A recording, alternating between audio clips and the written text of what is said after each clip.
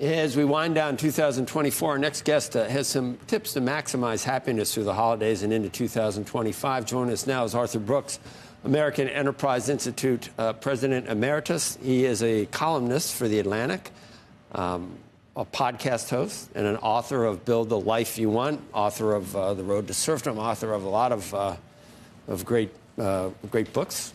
Thanks, Joe. Some of which I've read. You're welcome. The holidays...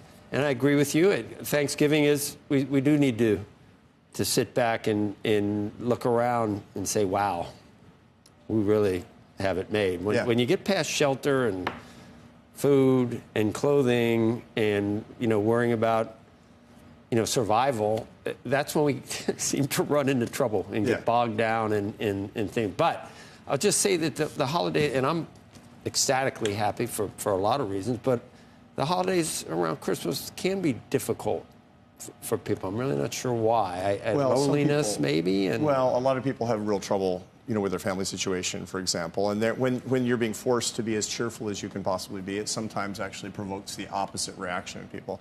That's one of the reasons that it's Thanksgiving that's the most popular holiday of the year. It is. Thanksgiving not the dessert? Yeah.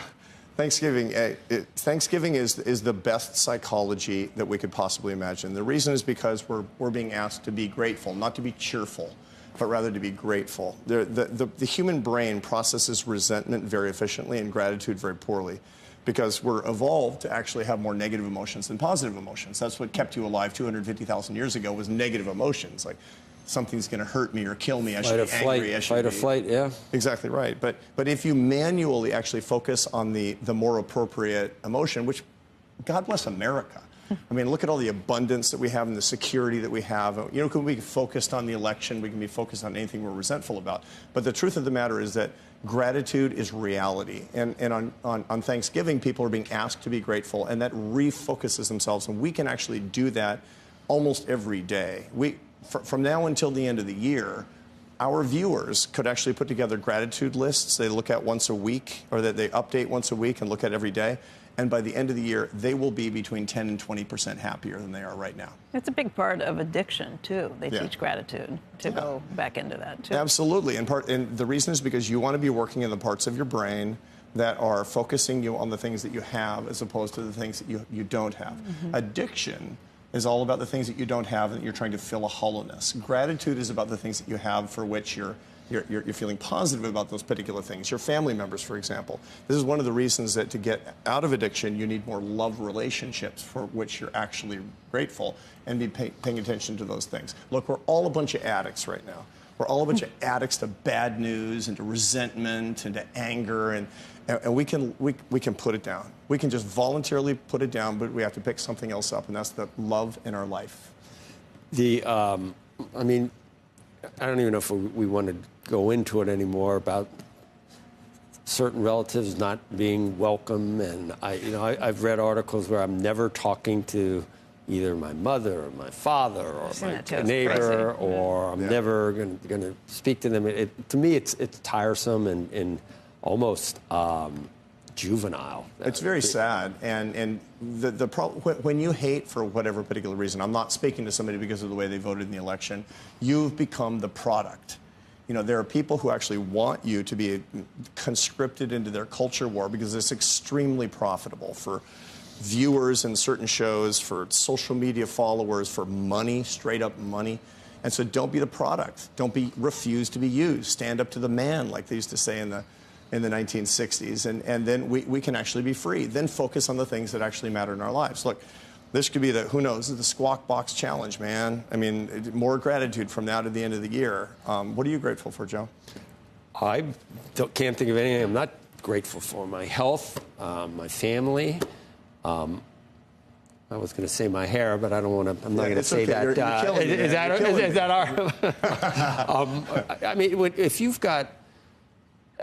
if you've got a loving family and your health, what else? You have a job you enjoy. You're part of. Well, let's not get carried away. No, you're right. I do. This is well, look, we're living in a society that's the freest, most prosperous, upwardly mobile, charitable society in the history of the world. And you're talking about it every single day on Squawk Box about all the incredible things that are going on. I was going to read you some, and I get a lot of great tweets, obviously, but I was going to read. I can't read you this one. There's too many F words in it. Coming in right now. Genitalia. No, I can't. But you are truly a. No, I'm not even going to read it. Yeah. Jerk off. But social media. Yeah, totally. But you know, does that not? Isn't it put us all on sort of it can be, steroids? It depends on the reaction. So you can. My reaction, I laugh. I follow you on social media. You're awesome. Because you're hilarious, right? But here's the right reaction. That guy. Thank you for watching my show.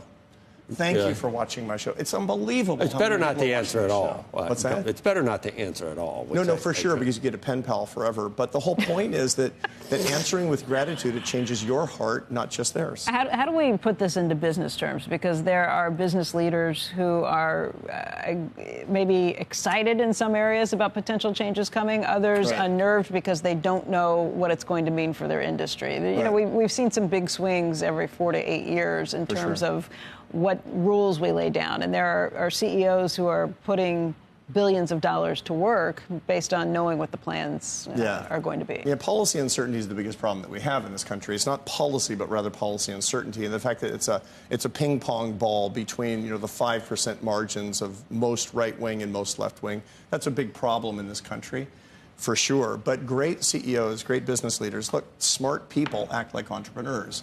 And entrepreneurs know that every challenge is actually an opportunity. Something's going to be coming at you. And if you're a great CEO, you're going to get there first to exploit the opportunities based on even the uncertainty that we've got coming our way.